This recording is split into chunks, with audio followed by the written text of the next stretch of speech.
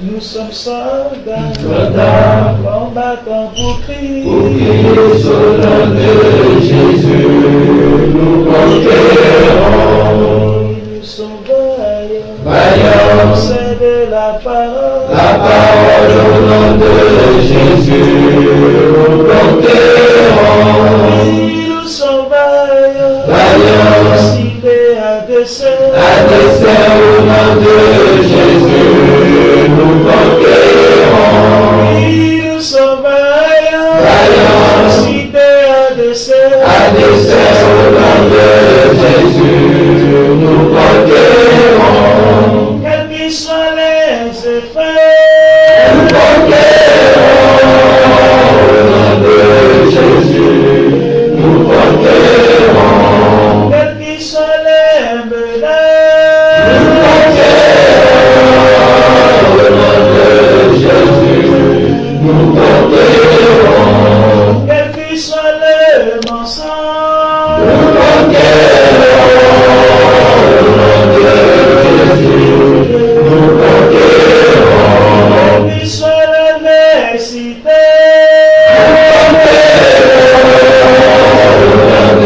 Jésus, nous conquérons. nous sommes vaillants, Vaillants, cités à dessein. à dessein au nom de Jésus, nous conquérons. Nous sommes vaillants, Vaillants, cités à dessein. à dessein au nom de Jésus, nous conquérons. Nous sommes vaillants, Vaillants, c'est de la parole. la parole au nom de Jésus, nous conquérons. Nous sommes vaillants, Vaillants, cités à dessein. à dessein au nom de Jésus, nous conquérons. Quels qu'ils soient les mensonges,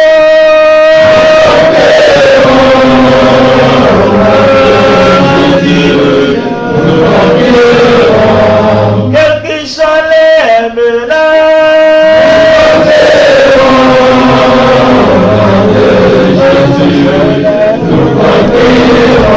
quels qu'ils soient l'adversité,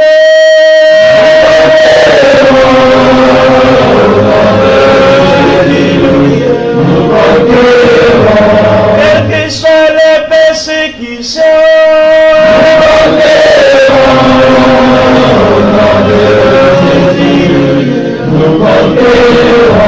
nous sommes vaillants, suscités à dessein. à dessein au nom de Jésus, nous conquérons.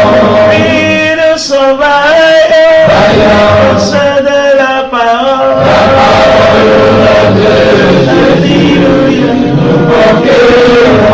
Nous sommes vaillants, Vaillants, cités à dessein. à dessein au nom de Jésus, nous conquérons. Nous sommes vaillants, Vaillants, suscités à dessein. à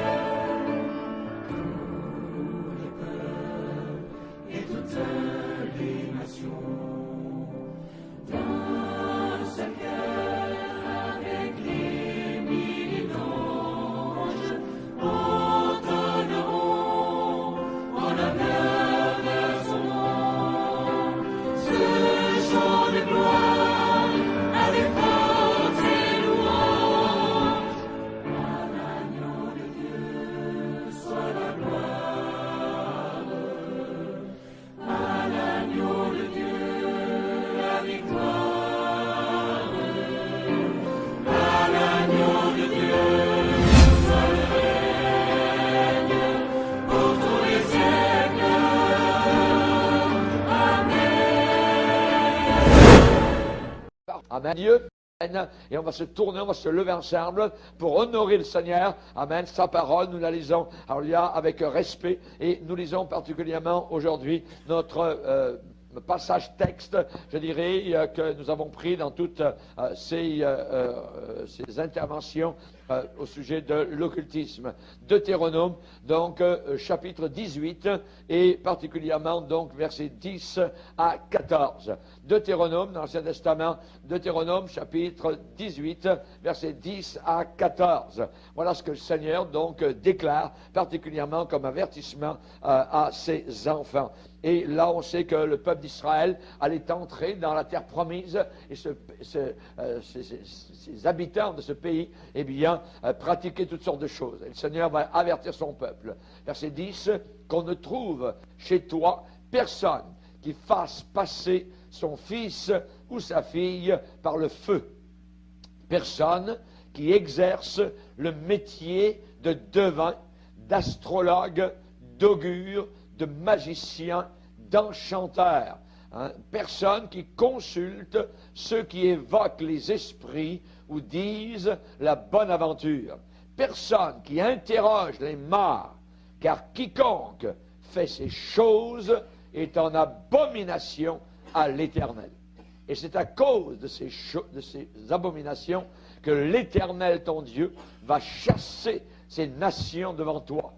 Donc, le Seigneur dit à son peuple, toi, tu seras entièrement à l'Éternel, ton Dieu. Car ces nations que tu chasseras écoutent les astrologues et les devins.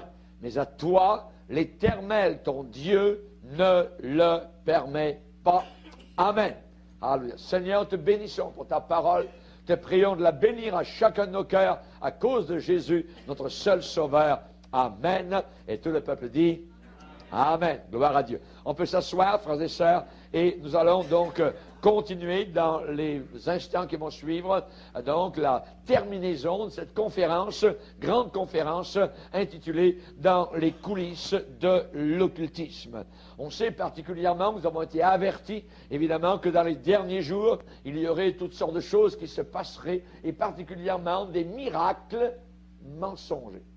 Des miracles mensongers. Miracles, pas de problème, mais les miracles sont-ils de Dieu ou sont-ils du diable? On sait qu'évidemment, le diable est capable d'accomplir, je dirais, certains miracles. Et la Bible nous enseigne de faire attention, donc, aux pièges de l'ennemi. Donc, particulièrement, on a vu différents volets de cette conférence, particulièrement, donc, les ennemis du monde invisible, qui sont appelés les démons. Et Jésus les a chassés, particulièrement, ils sont vaincus. Ils ont été vaincus à la croix du Calvaire, et nous avons déjà vu cela. On a parlé, on s'est posé une question, est-ce que le Ouija board fonctionne? Et on sait qu'actuellement, il y a beaucoup de gens et de jeunesse qui, évidemment, se tournent aujourd'hui vers ce côté occulte. Ensuite, on a vu l'Halloween et l'arrière-plan, donc, occulte, cette fête qui nous arrive une fois par année, donc, à la fin du mois d'octobre. On a vu cela. Si vous ne l'avez pas entendu, vous pourrez donc commander, évidemment, donc, les DVD ou CD sur cette grande conférence. On a vu aussi, on a répondu à la question, une maison peut-elle être hantée? Voyez, la question a été répondue aussi à cela. On a vu aussi la bonne aventure. Voyez, est-ce que vraiment on peut aller consulter et savoir notre avenir, se faire lire les lignes de la main ou la boule de cristal de la cartomancienne ou de l'astrologue? On a vu cela, c'est interdit dans la parole de Dieu. Quiconque fait ces choses est en abomination à l'Éternel. On a vu aussi le côté Harry Potter, voyez, qui est un côté occulte, et beaucoup de jeunes, aujourd'hui particulièrement, donc, sont liés par les films, par les jeux même, et par les livres de Harry Potter. Ensuite, on a parlé de communiquer avec son ange gardien. Voyez, on a vu cela, c'est une abomination. La Bible a interdit, évidemment, donc, de parler aux anges, d'adorer les anges, d'applaudir les anges, ainsi de suite. Non, nous rendons grâce uniquement à notre Seigneur Jésus. Le Seigneur Jésus a dit lui-même, quand vous priez, dites notre Père. Voyez, il n'a pas dit quand vous priez, dites notre mère, Marie ou quoi que ce soit. Voyez, il a dit notre Père qui est dans les cieux, que ton nom soit sanctifié. Donc évidemment, c'est un modèle de prière que le Seigneur nous a donné. Et il a dit aussi, tout ce que vous demanderez au Père en mon nom, voyez, à cause de moi, Jésus-Christ, voyez, alors il vous l'accordera. Le seul moyen et le seul médiateur que nous avons entre Dieu et les hommes, c'est Jésus-Christ, notre Sauveur. On a vu aussi le domaine donc de l'astrologie. Est-ce que c'est un fait ou une fiction? Voyez, l'astrologie, c'est un côté diabolique aussi qui n'est pas d'aujourd'hui, qui date de très très loin, et nous l'avons vu donc aussi dans une étude passée. Et on a vu aussi la divination et le domaine psychique. On sait que tous ces domaines-là aujourd'hui sont recherchés par les gens, particulièrement ceux qui sont dans le domaine du nouvel âge. Vous voyez, dans le nouvel âge, eh bien, généralement, il y a ce domaine où ils recherchent au travers d'horoscopes, au travers de divination, au travers de psychologie, de parapsychologie, vous voyez, des réponses. On sait que ça marche. Dans la Bible, on a une femme qui avait en elle un esprit de Python et qui était capable de deviner certaines choses. L'apôtre Paul a chassé le démon. Cette fille-là, elle a été libérée et ne pouvait plus deviner. Merci Seigneur. Voyez, Jésus a dit, vous chasserez les démons. Donc on a vu cela, et aujourd'hui particulièrement, eh bien nous allons regarder que Dieu n'a rien laissé, je dirais, dans le domaine du hasard. Dieu n'a rien laissé dans le domaine du hasard. Ce que Dieu désire, ce que Dieu veut, c'est qu'il nous l'a donné. Ce qu'il veut que nous sachions bien, c'est écrit en noir sur blanc dans la Bible. Il l'a placé donc dans son livre appelé la Sainte Bible. Alors que la Bible soit votre guide, pas les astrologues, pas les gens de l'occulte, pas les devins, voyez, mais que la Bible soit votre guide. La Bible dit dans le psaume 119, comment le jeune homme rendra-t-il pur son sentier en se dirigeant par ta parole? En se dirigeant. La direction, voyez, nous l'avons par les Écritures. Donc il faut connaître ce livre, il faut l'avoir sous la main, qu'il soit votre livre de chevet, que vous puissiez le méditer, l'user s'il le faut. Amen. Marquez-le, prenez des crayons de couleur comme vous voulez, voyez. Mais méditez ce livre, c'est merveilleux, vous allez découvrir des trésors. C'est un champ merveilleux, voyez. Il y a 66 parcelles dans ce champ immense. Amen. Gloire au Seigneur. Il y a 66 livres dans la Bible.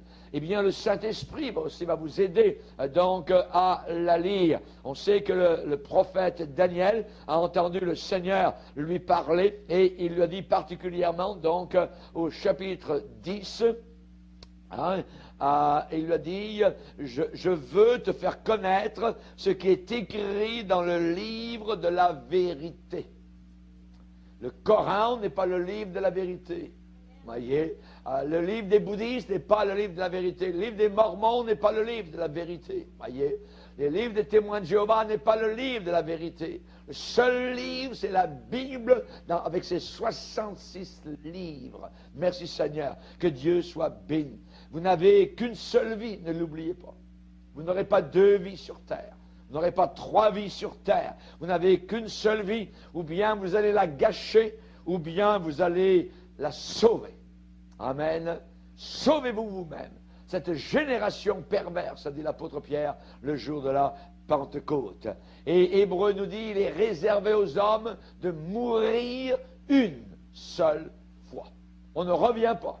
Voyez, il n'y a pas de réincarnation, ça n'existe pas, c'est le pire des mensonges qui est véhiculé dans notre propre génération. Auparavant, c'est un mensonge qui appartenait aux hindous, voyez, là-bas, évidemment, où ils adorent des démons par milliers, avec même la vache sacrée qui peut manger tout ce qu'elle veut sur le marché pendant que les gens sont en train de mourir de faim. C'est abominable. Mais ces folies sont venues jusqu'en Occident, où actuellement, si vous arrivez vers quelqu'un, oh, monsieur, vous ne croyez pas à la réincarnation, parce qu'auparavant, ça venait des hindous, les gens ne croyaient pas. Mais évidemment, de nouvelles personnes sont venues avec le même mensonge, bien cravaté. voyez, bien propres, beaux costumes, ils ont raconté les mêmes mensonges, et cette génération a cru à ces mensonges-là. Il est réservé de mourir une seule fois. Et les cimetières nous le disent autour de nous que personne ne revient une deuxième fois sur cette terre. Il est réservé aux hommes de mourir une seule fois. Une seule fois. Mais attention, il y a certaines voix qui autour de nous nous pressent. Il y a certaines voix qui nous poussent et qui nous encouragent, qui nous conseillent fortement à prendre une chance. Voyez, comme dans des jeux de hasard. Voyez, essaye, ainsi de suite. Voyez, et ces voix, j'aimerais vous le dire tout de suite, vont vous faire égarer. Ces voix vont vous perdre, vont vous corrompre, vont vous tromper, vous induire en erreur. Voyez, exactement comme je disais ce matin, ce gouverneur romain qui a entendu l'évangile de la bouche de l'apôtre Paul et qui lui a dit, bien retire-toi Paul, quand j'en trouverai l'occasion, je te ferai revenir, on en parlera un peu plus. Voyez. Et la Bible ne dit jamais que ce gouverneur a fait revenir Paul, voyez, et ainsi de suite. On voit évidemment qu'il y a des moments précis où nous devons donner totalement notre vie à Jésus-Christ. Et quand ces moments passent, nous devons le prendre absolument, voyez, parce que nous ne savons pas de quoi sera fait le lendemain. Et dans le psaume, il est dit, ta parole, Seigneur, est une lampe à mes pieds. Une lampe à mes pieds. Amen. La parole de Dieu est une lampe à nos pieds, une lumière sur notre sentier. Tout est obscur autour de nous, et de plus en plus, ça va devenir noir, noirceur, une chape, je dirais, va tomber de plus en plus sur le monde, et la lumière doit être et rester la parole de Dieu. C'est merveilleux quand tout est nuit, et vous avez une flashlight, vous marchez, vous voyez où vous allez. Sinon, vous tombez, vous trébuchez, vous ne savez pas s'il y a un ravin, quoi que ce soit, par une nuit noire, vous pouvez vous tuer, vous casser le cou, n'importe quoi, voyez. Et il y a des gens aujourd'hui autour de nous, qui s'en vont vers la perdition, parce qu'ils n'ont pas la lumière, et parfois lorsqu'on leur apporte la lumière, ils ne veulent pas la lumière, la seule qui existe ici-bas sur terre, qui est la parole de Dieu. Ta parole est une lampe à mes pieds, et une lumière sur mon sentier. J'aimerais vous dire que toute autre source que la parole de Dieu est un danger et un péril, et je dirais, comme on le dit souvent dans l'expression, à vos risques et périls. Voyez, à vos risques et périls. Toute autre source, voyez, pour être conduit, pour être dirigé, toute autre source que la parole de Dieu, c'est à vos risques et périls. Et vous et moi, nous avons besoin d'une carte, je dirais authentique. Je dirais aujourd'hui, on a besoin d'un GPS juste, vrai et fiable. Voyez? Pourquoi? Parce qu'il y a des GPS ou des, je dirais, qui ne fonctionnent pas très bien. Quand j'étais un jour en train de prêcher en Angleterre, dans la région de Londres, j'ai prêché à Londres et ensuite j'ai dû prêcher dans un camp. Le pasteur a mis son GPS sur la voiture, il dit aucun problème, et on marche, voyez, tournez à droite, turn right, turn left, et ça fonctionnait très très bien, jusqu'au moment où on s'est retrouvé en plein milieu d'un bois, voyez, et on était supposément arrivé, voyez, et il a dit le GPS, toc, il l'a arraché, il l'a mis dans la boîte à gants, et c'est terminé. On va prendre une carte, vous voyez, fiable et solide, et on va vraiment donc rechercher des choses qui sont vraies. Et il y a des gens aujourd'hui pareils qui ont des GPS qui les trompent. Ils ont des directions qui ne sont pas celles de Dieu. Ils pensent arriver à tel endroit, ils vont se retrouver en enfer. C'est quelque chose de terrible, évidemment. Donc, nous avons besoin donc d'une boussole fiable, qui nous indique vraiment le nord, voyez, et pas le sud à la place du nord, quoi que ce soit, mais vraiment quelque chose de fiable. Et j'aimerais vous dire que si un jour vous êtes perdu, eh bien vous allez le savoir. Que votre direction n'était pas bonne. Votre direction n'était pas bonne. L'enfer est en train de vous bombarder, littéralement. Vous bombardez avec un barrage d'artillerie diabolique, voyez, que vous n'oubliez jamais. Vous le savez, que vous êtes bombardé, voyez, par l'ennemi. La fraude, essayer de frauder, tentation sexuelle, voyez, suggestion douce et mielleuse, voyez, onctueuse. Mais comme le dit souvent, le miel va se transformer en fiel. Attention, attention, voyez, aux mensonges, aux pièges, habiles, rusés, aux théories, je dirais, bien montées, voyez, aux signes même et aux miracles mensongers. Voyez, Il y a des gens qui disent, oh, il y a des miracles, c'est merveilleux, c'est Dieu, tout ça. Non, attendez, voyez, éprouvez les esprits pour savoir s'ils sont de Dieu. Et j'ai parlé déjà de ces sorciers qui étaient en Égypte, capables de faire avec des petits bâtons des serpents. Vivants. Moïse avait jeté son bâton de berger au pied de Pharaon, et pouf, par la puissance de Dieu, ce bâton de berger est devenu un gros serpent. Et les magiciens qui étaient à côté de Pharaon avaient des petits bâtons. Et ils ont jeté leurs petits bâtons aussi aux pieds de Pharaon. Et soudain, ces petits bâtons sont devenus des petits serpents. Miracle, mensonger.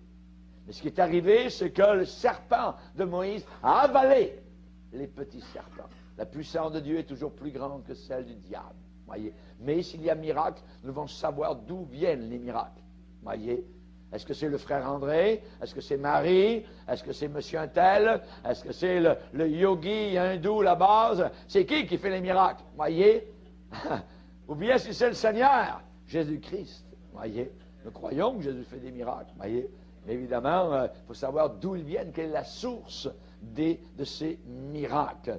L'enfer est en train de bombarder ce monde autour de nous. Jésus a décrit le diable, a dévoilé. Voyez, il a dit le diable est un menteur. Il est le père du mensonge. Le père du mensonge. Le grand-père, l'arrière-grand-père du mensonge. C'est le diable, voyez. Alors attention, il a agi dans un domaine de supercherie très très fine. Quelqu'un va dire, mais je vais y arriver de ma propre force, je vais savoir tout ça. Vous n'avez aucune chance dans ce domaine-là. Le diable a des millénaires d'expérience. Il est capable de vous faire passer, de vous vendre, je dirais n'importe quoi, et vous allez le croire si vous n'avez pas Jésus-Christ dans votre cœur, si vous n'êtes pas rempli de la parole de Dieu, vous ne discernerez rien du tout. Voyez, notre propre force, rien, on ne pourra pas y arriver. Jésus dit, sans moi, vous ne pourrez rien faire. Sans moi, vous ne pourrez rien faire. Nous sommes entourés de dangers autour de nous. Nous sommes cernés parfois par l'ennemi. Il n'y a aucune façon, je dirais, d'ouvrir le futur, de connaître l'avenir sans la permission de Dieu. Impossible. Impossible. La science ne peut pas le faire. Et les charlatans, eh bien, vous feront des offres, bon marché, des bargains. Voyez, tout ce que les démons peuvent faire, c'est vous séduire. Et la Bible dit, résistez au diable.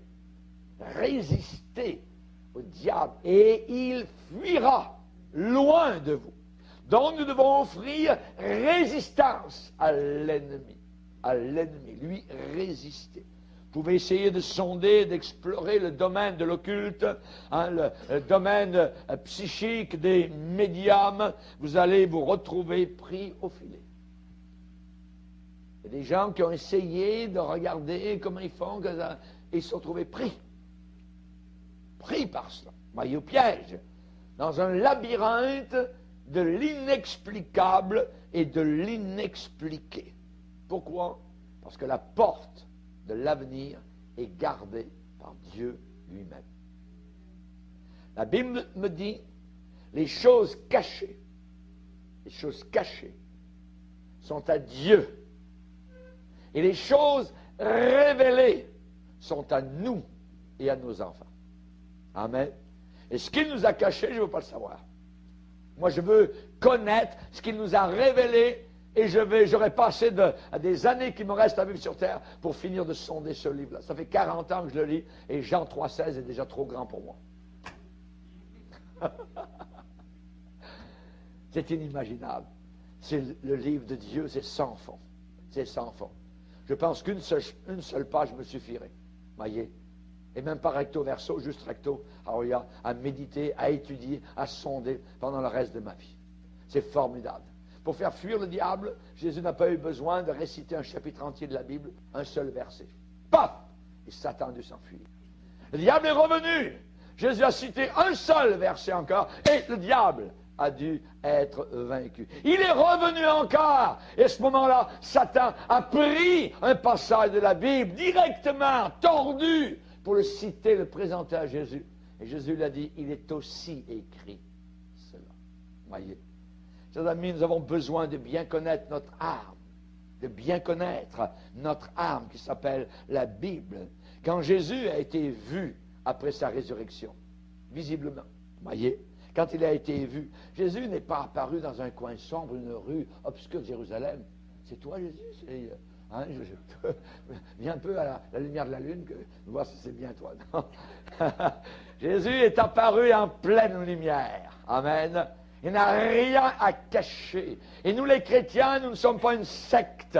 Nous n'avons rien à cacher. Tout est clair. Tout est wide open. Alléluia, devant le Seigneur. Jésus est apparu dans la pleine lumière du jour. Dieu n'a rien à dissimuler. Dieu n'a rien à cacher. Gloire au Seigneur. Il n'y a pas une seule chose de détournée. Il n'y a pas une seule chose de tordue, je dirais, de tortueux au sujet de l'Évangile. C'est clair, c'est net, c'est écrit là depuis 2000 ans. J'aimerais vous rappeler que c'est la vérité qui vous libère, pas le mensonge. C'est la vérité qui nous libère. Jésus dit, vous connaîtrez la vérité, et la vérité vous affranchira. La vérité cassera le filet et les mailles du filet. Amen. Que Dieu soit glorifié. Amen. Jean le dit d'une autre manière. Il dit dans sa première épître, si nous marchons dans la lumière, comme lui-même est dans la lumière, alors nous sommes mutuellement en communion avec lui. Nous sommes mutuellement en communion et le sang de Jésus-Christ, son Fils, nous purifie de tout péché. Alléluia. Vous arrivez sale, vous arrivez tordu, vous relevez propre, vous relevez un saint. On n'a pas besoin d'attendre. Alors, il y a 100 ans pour devenir un saint, pour que l'Église catholique dise tout ça. Est-ce qu'il a fait des miracles, tout ça, vous voyez, hein, pour devenir un saint. Nous sommes tous des saints. Alors, le moment où nous sommes sanctifiés par Jésus-Christ, qu'on l'a accepté dans notre cœur, on n'est pas des parfaits, on est des saints, on est mis à part, on ne peut plus être comme nous étions auparavant. Et ensuite, on grandit dans les voies du Seigneur à le connaître. Amen. Gloire au Seigneur. Et l'apôtre Jean écrit dans l'Apocalypse, spécialement le message qui est à Thyatire, hein, le Seigneur va dire à vous et à tous les autres de Thyatire qui ne reçoivent pas cette doctrine, c'est une fausse doctrine, hein, vous ne la recevez pas, c'est très bien, et à ceux qui n'ont pas connu les profondeurs de Satan, comme il les appelle, je vous dis, je ne mets pas sur vous d'autres fardeaux, seulement ce que vous avez, retenez-le, gardez-le jusqu'à ce que je vienne. Amen. Alors, ce que vous avez, quand on a été sauvé, on a reçu le salut, alors, on l'a, amen, on a quelque chose que nous n'avions pas auparavant. Auparavant, on avait un cœur vide. Voyez, on était comme la planète Terre, avant que le Seigneur puisse venir apporter sa lumière, on était vide et sans forme. Voyez, notre vie n'avait ni queue, ni tête. Voyez, pas de queue, pas de tête. Voyez, vous dites, mais quelle sorte d'animal c'est ça? Notre vie était comme cela. On n'avait ni queue ni tête, on ne savait pas où est-ce qu'on allait. Voyez, on était comme l'eau de Cana, voyez, dans les vases. De l'eau sans odeur, sans couleur, voyez, insipide. Mais Christ est venu, alors il y a soudain, l'eau est devenue du vin. Alors il y a du goût, de la couleur, la joie, la paix, amen, est venu dans nos cœurs par un salut si merveilleux. Merci Seigneur, amen. Et aujourd'hui, j'aimerais vous dire, vous entretenir particulièrement, que nous devons veiller attentivement sur nos âmes. Nous avons une âme à l'intérieur de ce corps, voyez. Ce corps est habité, voyez. Et on voit la différence quand on fait un service funéraire. La personne est là, on l'a connue, mais on dirait qu'elle n'est plus là, voyez. C'est un morceau d'argile, c'est un morceau froid, on pourrait dire, hey, réveille-toi, viens, on va aller faire un petit tour au bord du canal. Non, c'est terminé, voyez. C'est la même personne, c'est son enveloppe seulement. Mais la personne est allée quelque part, elle n'est plus là, à l'intérieur. C'est un corps qui est vide. Il ne reste que le véhicule. Voyez, nous avons un véhicule. et actuellement, je pense que vous êtes tous encore vivants, qui m'écoutez, voyez, eh bien, vous êtes habités, votre âme est à l'intérieur de votre corps, voyez, et nous devons veiller attentivement sur notre âme. On va lire, si vous voulez bien, 4 fois, dans un seul chapitre, le Seigneur le demande. Deutéronome, chapitre 4. Deutéronome, chapitre 4, verset 9. Deutéronome 4, 9. Vous allez revoir l'expression, c'est très important quand le Seigneur donc rappelle cela 4 fois dans un seul chapitre, c'est très très important. Verset 9. Seulement prends garde à toi et veille attentivement sur ton âme tous les jours de ta vie, de peur que tu n'oublies les choses que tes yeux ont vues et qu'elles ne sortent de ton cœur. Enseigne-les à tes enfants et aux enfants de tes enfants. Amen. Gloire au Seigneur. Donc, veille attentivement sur ton âme. Ensuite, le verset 15. Puisque vous n'avez vu aucune figure, le jour où l'Éternel vous parla du milieu du feu à Horeb, veillez attentivement sur vos âmes, de peur que vous ne vous corrompiez.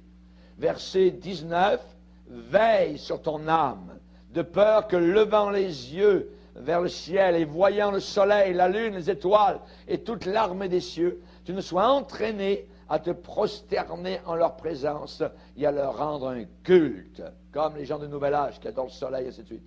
Ce sont des choses que l'Éternel ton Dieu a données en partage à tous les peuples sous le ciel tout entier, c'est-à-dire à tous les païens.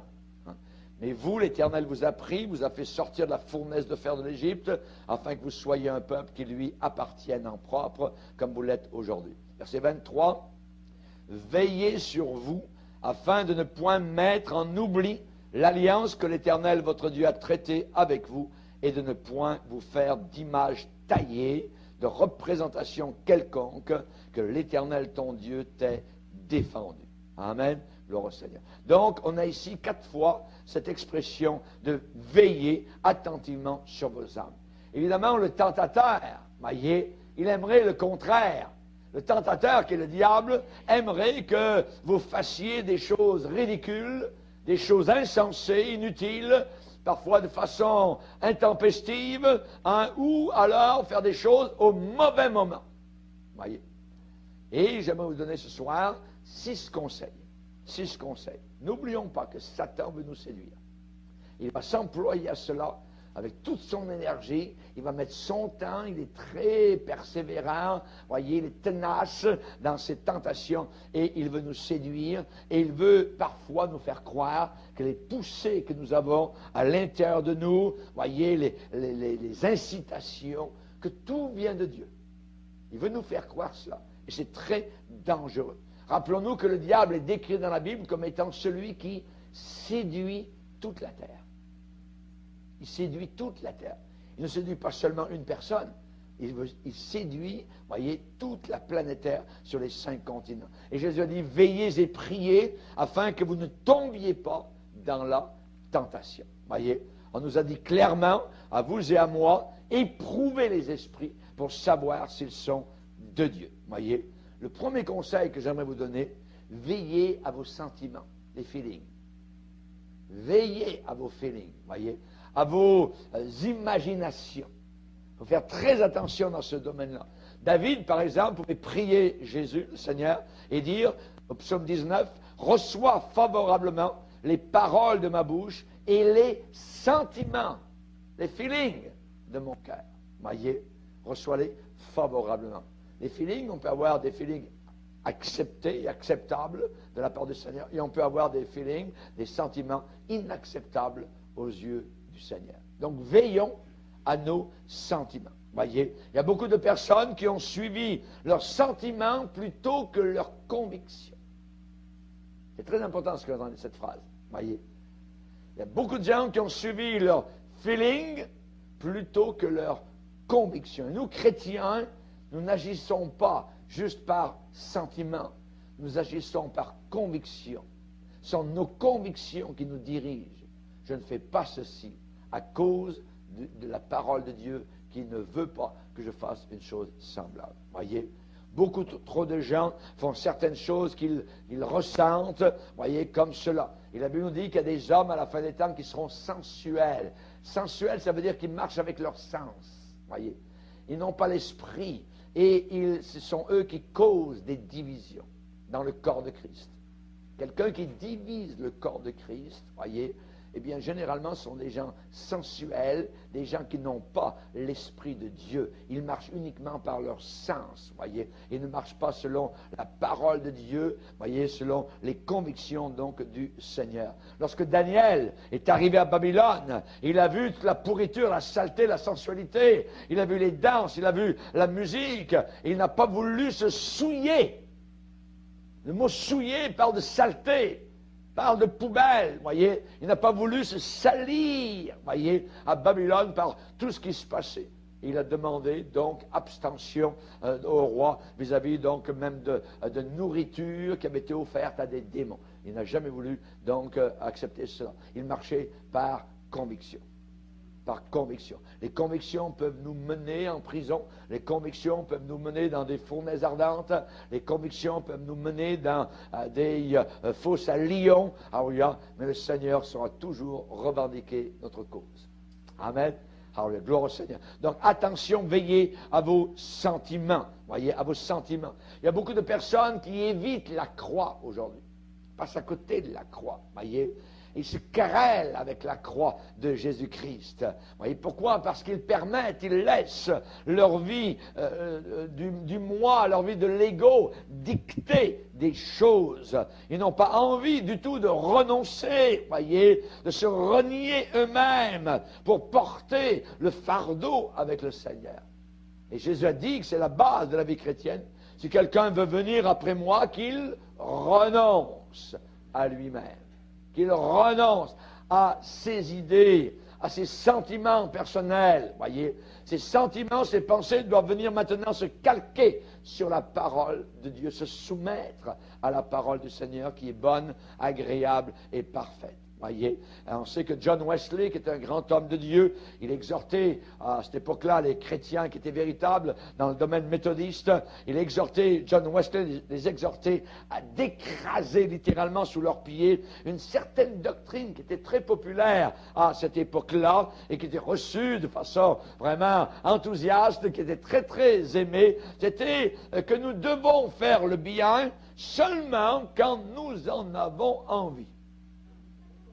Voyez, seulement quand nous en avons envie. Et John Wesley a dit aux chrétiens, écrasez cela. Voyez, ne suivez pas vos sentiments. C'est tout le temps que nous devons bien agir. Voyez, attention à nos imaginations. Voyez, nous possédons parfois tous certaines facultés de lubie, fantaisiste, d'envie fantaisiste. Satan est un tentateur et il aime à se servir de cela. Et il va essayer d'étirer ses mirages, voyez. Il va essayer d'étirer ses, il va nous promettre mer et monde, et vous allez finalement vous retrouver avec de la boue dans la bouche, voyez. Il va essayer d'étirer ses mirages sur nos pensées, nos imaginations. Des gens qui disent, oh ce matin, non je ne peux pas sortir, j'ai l'impression que je vais avoir un accident. Mon horoscope me dit que je ne peux pas sortir. Il va avoir un accident. Tout d'un coup, ça, vous voyez, leurs imaginations. Ils ont certains pressentiments. Soudain, il va avoir une lourdeur. Soudain, c'est lourd, très lourd. Une lourdeur immense, soudaine, vous voyez. Et je dirais qu'il faut repousser cela. Voyez, tout de suite, au nom de Jésus-Christ. Nous, comme chrétiens, nous savons que nous sommes légers par la puissance de Dieu. Nous avons été pardonnés. C'est soudain, vous voyez. Vous savez, la présence du diable, ça se ressent. Moi, je sais quand le diable est dans le coin. C'est toujours froid. C'est toujours, vous voyez, il veut vous faire peur. Il veut vous mettre dans l'angoisse, vous serrer dans un coin. Ça, c'est Satan. Et nous devons repousser ce démon, cette puissance diabolique au nom de Jésus-Christ. Amen. L'apôtre Paul appelle cela des forteresses. Il dit qu'elles doivent être renversées. Nous renversons les raisonnements, les imaginations, et il dit qu'elles doivent être totalement écraser, renverser. Nous renversons les raisonnements et toute hauteur qui s'élève contre la connaissance de Dieu et nous amenons toute pensée captive à l'obéissance de Jésus-Christ. Oui. Nos propres pensées, nous allons les amener captives. Elles veulent s'en aller de bord et d'autre. Il faut les amener captives, les discipliner pour qu'elles obéissent à Jésus-Christ. Deuxièmement, attention, veillez aux versets de la Bible pris par hasard. Vous savez, ces chrétiens, pauvres chrétiens, se lèvent un matin. Seigneur, aujourd'hui, il faut que tu me parles absolument. Je vais couper la Bible, tout ça, attention, 1, 2, 3, j'y vais. Seigneur, là, tu me parles. Voilà. Les hommes de sens seront de mon avis. Seigneur, c'est pour moi. Je vais le lire, ainsi de suite. Ne faites jamais ça. Ne faites jamais ça. Voyez, les versets pris au hasard, au petit bonheur la chance, comme on dit. Voyez, ne tournez pas votre Bible au hasard. C'est à peu près comme en médecine, à l'hôpital, si un médecin, voyez, donnait une prescription à son patient, il ouvre ses livres de médecine de façon négligente, voyez, et il écrit la première prescription qui lui tombe sous les yeux, qui attire son attention. Voyez, c'est à peu près pareil. Pareil. Ou alors, un avocat, un homme de loi ou un juge, voyez, qui ouvre son livre de code civil, de procédés légaux, et qui donne à son client le premier conseil, voyez, ou qui est pris au hasard qu'il peut trouver. C'est très dangereux. Ouais, très, très dangereux. La Bible dit que nous devons sonder les Écritures. Nous devons étudier sérieusement les Écritures et ne jouer jamais avec des versets de Bible. L'apôtre Paul dit, nous ne falsifions pas la parole de Dieu comme font plusieurs. Mais c'est avec sincérité, c'est de la part de Dieu que nous en parlons en Christ. Alléluia, gloire au Seigneur. Paul va dire aussi, nous sommes pas c'est Pierre qui va dire que les personnes ignorantes et mal affermies tordent le sens des Écritures pour leur propre ruine. C'est pas une petite affaire. Tordre la parole de Dieu, lui faire dire ce qu'elle ne veut pas dire, vous allez à la perdition. C'est pas une petite affaire, voyez, c'est très dangereux. On va voir un exemple de tordre la parole de Dieu. Lisez avec moi Psaume 91. Psaume 91, le verset 11 et 12. Il est dit ici, il ordonnera à ses anges de te garder dans toutes tes voies. Ils te porteront sur les mains de peur que ton pied ne heurte contre une pierre. C'est clair? Voyez? Bon. On va lire maintenant l'interprétation de ce passage par Satan, le diable. Lisez Luc chapitre 4. Luc chapitre 4. Luc chapitre 4, verset 9. La troisième tentation du diable dans le désert vis-à-vis de Jésus. Verset 9, le diable le conduisit encore à Jérusalem, le plaça sur le haut du temple et lui dit, si tu es le Fils de Dieu, ou encore, comme tu es le Fils de Dieu, alors, jette-toi d'ici en bas, car il est écrit, il donnera des ordres à ses anges à ton sujet, afin qu'ils te gardent, et ils te porteront sur les mains de peur que ton pied ne heurte contre une pierre. C'est tordu. Vous avez vu comment le diable tord? Il a omis certains mots. Il a cité le passage de façon générale, mais il a omis, il te gardera dans toutes tes voies. Dans toutes tes voies. Voyez? Et ensuite, le diable aurait pu continuer, il connaît toute la Bible, voyez? Il aurait pu continuer à descendre, mais il s'est arrêté au psaume 91, le passage. Pourquoi? Parce que le verset suivant dit, Tu marcheras sur le lion et l'aspic, tu fouleras le lionceau et le dragon. Ah! Ça parlait de lui! Ça parlait du diable! Et il ne veut pas, évidemment, qu'on parle de lui. Voyez? Donc, il s'est arrêté à l'endroit propice. Et en plus, il a tordu, donc, les paroles du psaume 91. Vous voyez comment c'est touchy. Il faut faire très, très attention. Donc, ne prenez jamais de versets pris au hasard. Voyez? Il y a une personne un jour qui a dit, moi Seigneur, il faut que tu me parles absolument, j'ai besoin d'un passage de ta parole. Alors, Seigneur, il prie, fait une sorte de murmure, genre mantra, voyez, et puis là, il ouvre la Bible. Et Judas alla se pendre. Non, Seigneur, c'était pas ça. Seigneur, c'est pas ça. Alors, je vais recommencer, Seigneur, donne-moi une parole, voyez. Et il rouvre de nouveau. Et toi, va et fais de même.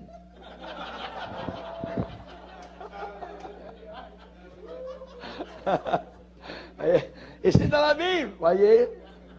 Voyez comment c'est. C'est un exemple, évidemment, mais c'est pour montrer comment on peut faire dire à la parole de Dieu ce qu'elle ne veut jamais, jamais dire, voyez. Un autre conseil. Attention à vos rêves. Voyez? Attention à vos rêves. La question qui a été posée parfois, pasteur, est-ce que je suis responsable des rêves que je fais la nuit? Que je rêve la nuit? Les rêves, c'est quoi? Les rêves, ce sont des pensées non censurées. Ce sont des pensées non contrôlées. Vous ne pouvez pas contrôler vos rêves, voyez. On connaît encore très très peu sur le subconscient. Et là où la volonté, je dis bien la volonté n'est pas affectée, il ne peut pas y avoir de responsabilité morale. Là où la volonté, votre volonté, voyez, ne peut pas dire, en vous endormant le soir à côté de votre épouse, ma chérie, ce soir j'aimerais rêver sur Hawaï. Alors, bonne nuit. Ouais. Puis là, non, vous ne pouvez pas contrôler vos rêves. Ouais, vous ne pouvez pas commander vos rêves, c'est impossible. Et là où la volonté n'est pas affectée, il ne peut pas y avoir de responsabilité. Voyez. Mais l'important, c'est comment nous nous conduisons quand on est conscient. Comment nous nous conduisons quand on est bien réveillé. Ce qui compte, ce n'est pas ce que nous rêvons. Le fait, je dirais parfois, que vous ayez honte de ce que vous avez rêvé, cela indique que probablement vous n'auriez jamais fait la chose que vous avez rêvée pendant vos heures, voyez, où vous étiez bien réveillé. Vous comprenez ce que je veux dire? Si vous n'avez pas le contrôle, voyez. Donc, certains ont dit, ah mais là j'ai péché, il me semblait que j'étais avec une autre femme ou un autre bonhomme dans la nuit, tout ça, mais non, laissez faire, laissez tomber ça, voyez. Laissez tomber toutes ces choses-là. C'est pas, vous n'avez pas le contrôle, évidemment, de cela. Vous n'avez pas péché, donc, particulièrement dans ce domaine-là. Voyez. L'important, c'est ce que vous faites pendant que vous êtes bien réveillé. Voyez. Pendant que vous êtes bien réveillé, restez avec votre épouse et votre mari. C'est cela qui est important. Amen. Gloire au Seigneur. Amen. C'est vrai que parfois, Dieu a parlé aux hommes par des rêves. On se rappelle que Joseph a eu des rêves, on sait que Nebuchadnezzar aussi, voyez, ça lui a été révélé par Daniel, et on va lire un passage où le Seigneur nous montre que parfois, oui, il peut nous parler par certains rêves. Dans le livre de Job, chapitre 33, verset 14. Job 33, verset 14, Dieu parle cependant, tantôt d'une manière, tantôt d'une autre, et l'on n'y prend point garde. Il parle par des songes, voyez. Il y a des chrétiens bien intentionnés qui disent « Ah, il y a une différence, pasteur, entre un rêve et un songe. » Je vais vous le dire tout de suite, il n'y en a pas. C'est le même mot. C'est le même mot, il n'y a pas de différence. Voyez, c'est le même mot. Ah non, moi c'était un songe. Comme c'était, le songe était vraiment à la hauteur, puis le rêve était juste là. Non, c'est pareil. Un rêve ou un songe, c'est pareil. C'est le même mot en français. C'est un synonyme de même mot. Voyez. Donc, ça veut dire Dieu parle par des songes, par des rêves, voyez, par des visions nocturnes quand les hommes sont livrés à un profond sommeil. Quand ils sont endormis sur leur couche, sur leur lit, alors il leur donne des avertissements. et met le sceau à ses instructions, afin de détourner l'homme du mal et de le préserver de l'orgueil, afin de garantir son âme de la fausse et sa vie des coups du glaive. Donc Dieu peut nous avertir.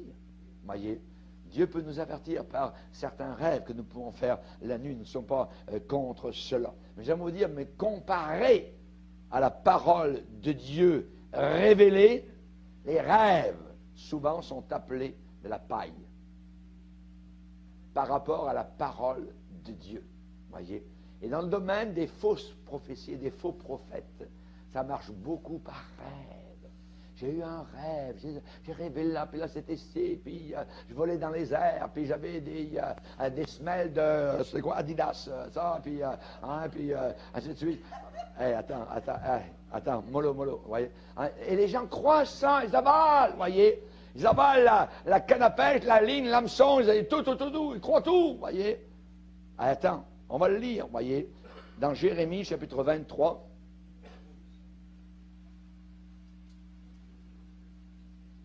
Jérémie chapitre 23, verset 24. Dieu dit, « Quelqu'un se tiendra-t-il dans un lieu caché sans que je le voie, dit l'Éternel. Ne remplis-je pas, moi, les cieux et la terre, dit l'Éternel. J'ai entendu ce que disent les prophètes, qui prophétisent en mon nom le mensonge, disant, j'ai eu un songe. Voyez, j'ai eu un rêve. Jusqu'à quand ces prophètes veulent-ils prophétiser le mensonge, prophétiser la tromperie de leur cœur? Ils pensent faire oublier mon nom à mon peuple par les songes que chacun d'eux raconte à son prochain. Les gens sont friands de ça. Comme leurs pères ont oublié mon nom pour Baal.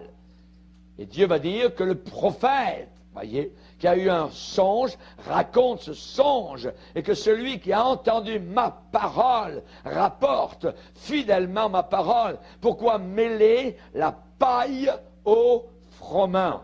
Ici, vous avez le songe, le rêve qui est imagé par la paille, et la parole de Dieu qui est imagée par le froment.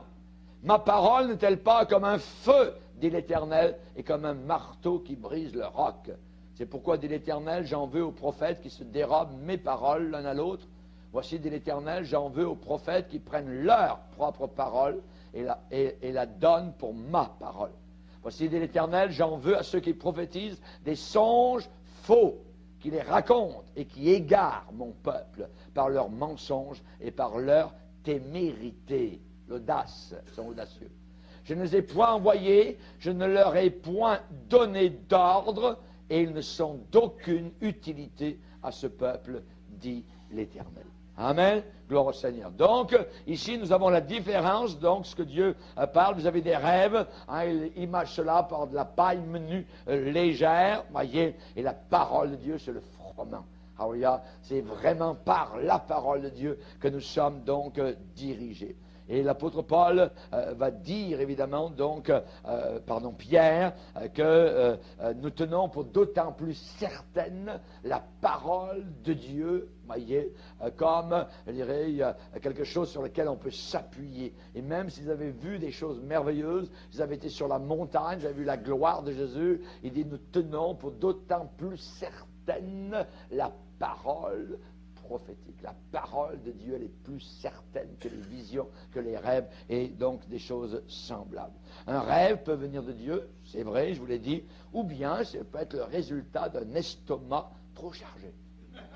Voyez? Un estomac trop chargé peut vous amener des rêves. Voyez? Ah, donc la Bible parle de rêves faux.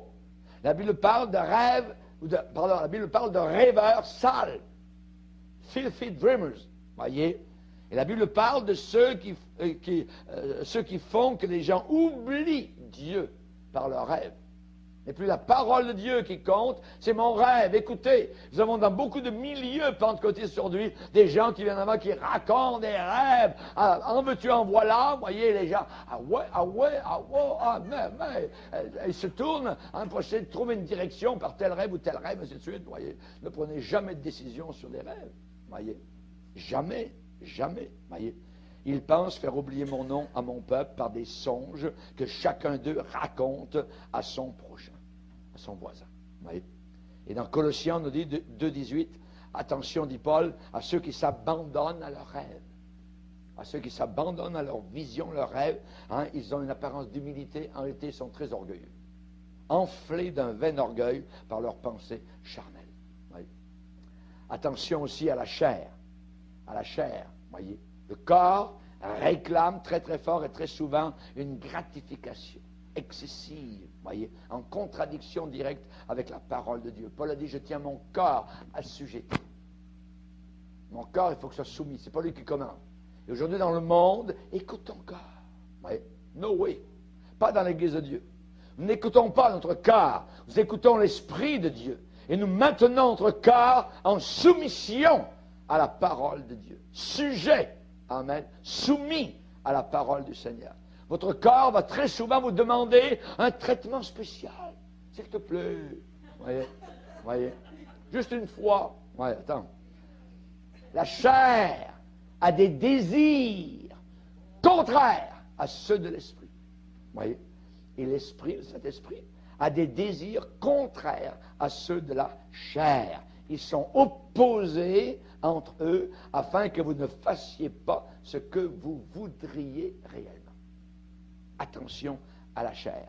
La chair doit toujours être gardée, maintenue sous contrôle. Voyez, il n'y a pas d'autre façon. Et l'apôtre Paul avait peur. Il dit même, je tiens mon corps assujetti de peur qu'après avoir prêché aux autres, je ne sois moi-même rejeté, disqualifié. Voyez, attention. Il n'y a pas d'autre façon.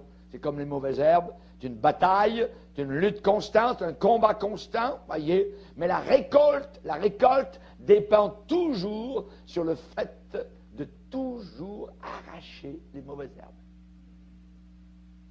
La récolte dépend sur le fait de toujours arracher les mauvaises herbes de votre champ. Et là, on aura une belle récolte. Voyez. Cinquièmement, attention aux signes et aux événements qui arrivent par pur hasard. C'est Dieu. Attention. Attention. Voyez, Satan est un chef imitateur. Satan est un singe de Dieu, disait Luther.